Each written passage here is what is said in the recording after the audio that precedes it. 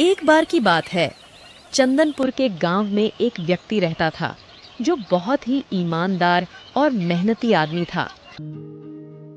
वह अपने छोटे से खेत में काम करता था और बहुत ही खुश रहता था। पूरे गांव में किसान की ईमानदारी के बहुत ही चर्चे थे। रामू, क्या तुमने गरीब किसान के बारे में सुना है? उसके बाद श्याम बोला, नहीं नहीं, मैंने कभी नहीं सुना उसके बारे में। ये किसान कौन है और ये कहाँ रहता है? उसका एक दोस्त था जो राजा के महल में नौकर का काम करता था।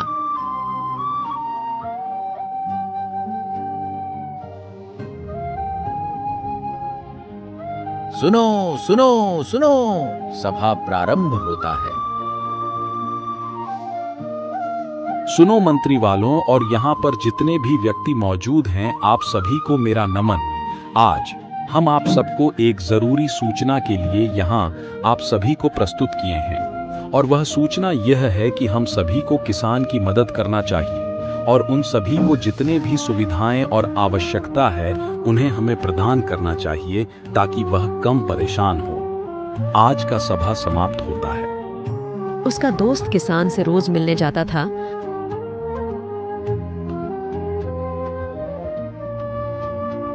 एक बार राजा ने अपने दरबार में ऐलान किया कि सुनो सुनो सुनो, यहाँ पर जितने भी व्यक्ति मौजूद हैं, हमको बगीचे में काम करने वाला अच्छा कारीगर चाहिए जो बगीचे में पेड़ पौधों और फूलों का ध्यान रख सके।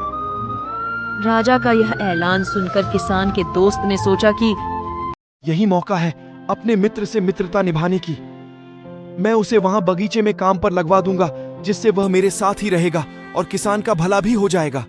अगले दिन उस व्यक्ति ने अपने विचारों को सभा के सामने प्रस्तुत किया। महाराज, हम आपके लिए एक ऐसा आदमी लेकर आएंगे जो यह काम अच्छे से कर लेगा। तभी राजा ने उस नौकर को आदेश दिया, जाओ उसे कल से ही बगीचे में काम करने के लिए कह दो। उसी वक्त वह नौकर अपने दोस्त के घर पहुंच गया।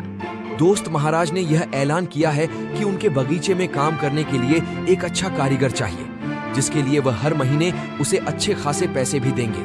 और उसने किसान को बगीचे में काम करने की सारी बात बता दी। और यह सुनकर उसके दोस्त किसान ने खुशी खुशी हाँ कह दिया। ठीक है, तुम जाओ, हम महाराज के यहाँ काम करने के लिए कल सुबह आ जाएंगे। और अगले ही दिन अपने दोस्त के साथ राजमहल पहुंच गया।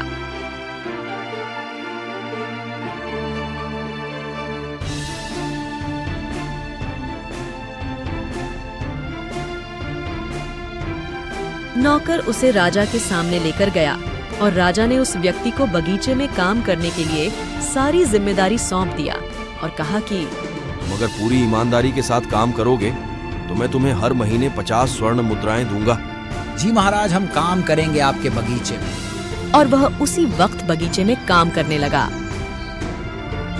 किसान बगीचे में बहुत ही दिल लगाकर काम करने लगा। इस प्रकार कुछ दिन बीत गए।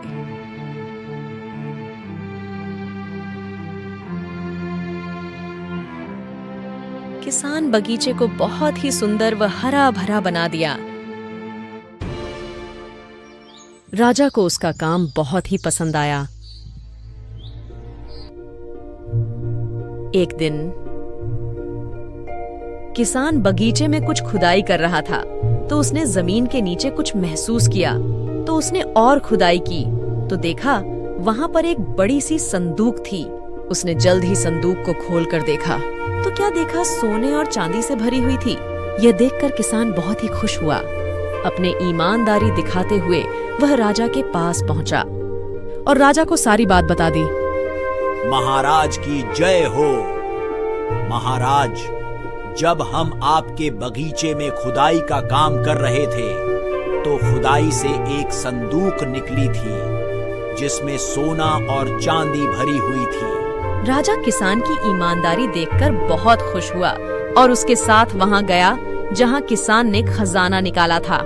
राजा ने जब देखा तो कहा, यह खजाना तो हमारे पुरखों का है जो हम कई वर्षों से खोज रहे हैं। यह खजाना देखकर राजा बहुत खुश हो जाता है। और अगले ही दिन राजा ने उस किसान को कहा, मैं आज बहुत खुश हूँ क्योंकि तुमने मेरे पुरखों का खजाना ढूंढ दिया। तुम बोलो, तुम्हें क्या चाहिए? राजा खड़ा हो जाता है और किसान बोलता है कि महाराज, हमें कुछ भी नहीं चाहिए। मेरे पास जो भी है मैं उसी में खुश हूँ। राजा उसकी इतनी अच्छी बात सुनकर और भी ज्यादा खुश हो गया और राजा ने उस किसान को अपनी मंत्री बनाने के लिए फैसला किया और कहा, मैं घोषणा करता हूँ कि तुम आज से मेरा मंत्री हो।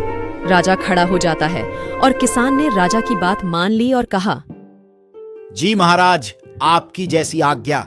महाराज, मैं अब आपसे अनुमति चाहता हूँ घर जाने का, क्योंकि अब बहुत ही रात हो चुकी है।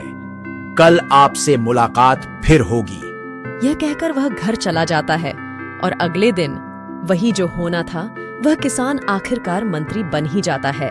तो दोस्तों, सबसे बड़ी ईमानदारी ही होती है जिससे एक गरीब किसान राजा का मंत्री बन गया।